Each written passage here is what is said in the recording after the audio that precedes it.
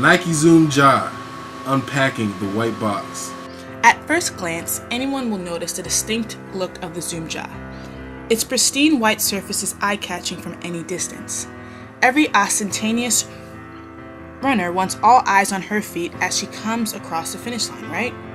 As if the loud white top wasn't enough, the Nike Zoom Ja track spike comes standard with its most distinct characteristic, a chrome light-reflecting spike plate. The spike's bottom seems to attract light, reflecting rays to every corner of the track. Why is the shoe hard on the bottom? Why are the spikes where they are? And why are there so many? These inquiries all relate to the specific technological design of the shoe, and thus the answers are not simply rooted in the Zoom Ja's technical design, but rather the anatomy and physics that drive sprint mechanics and thus create the forces and circumstances that the Zoom Ja seeks to optimize through its technology and design.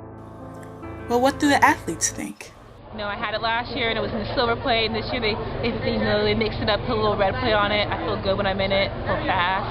When I put them on, I tie them up, I lace them up, I'm ready to go. I hit the track, I just feel like I got to bounce, and I just keep on moving, get that turn, come on stretch weight, the spikes they just tell it all. And I know when someone sees the spikes on you, they're like, oh, I like those, she's about to run fast.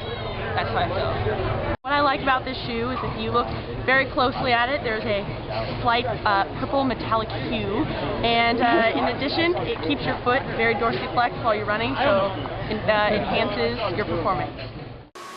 And the coaches?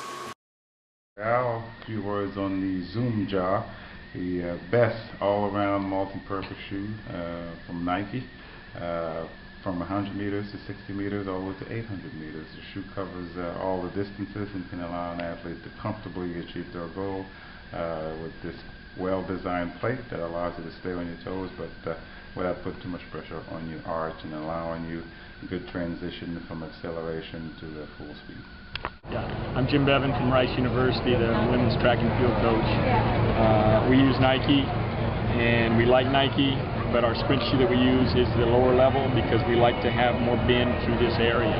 So we do not use this shoe. We use a lesser shoe. The Zoom Ja is not for all.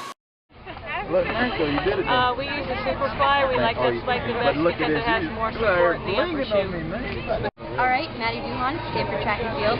I'm a distance runner, well, middle distance. I run 800 to 1500. So a shoe like this, while I would dream of wearing it, I feel like as a distance runner, it's a little bit flashy, and I'm not going that fast, so it's as if I don't really have the right to wear this because I'm not going to be running anything under 30, and for the 200 that is. But as far as construction of the shoe goes, I think I would really like it because, for instance, in the 800, it would force me on my toes, which is usually a problem. In order to understand the significance of the Nike Zoom Ja and its characteristics, we must first seek to understand the broader circumstances under which the Zoom Ja was developed. It is impossible to fully analyze and comprehend the individual attributes of the shoe without pulling back and examining the archaeology of the company that created it, the history of the sport it was intended for, and the rise of the spike shoe genre itself.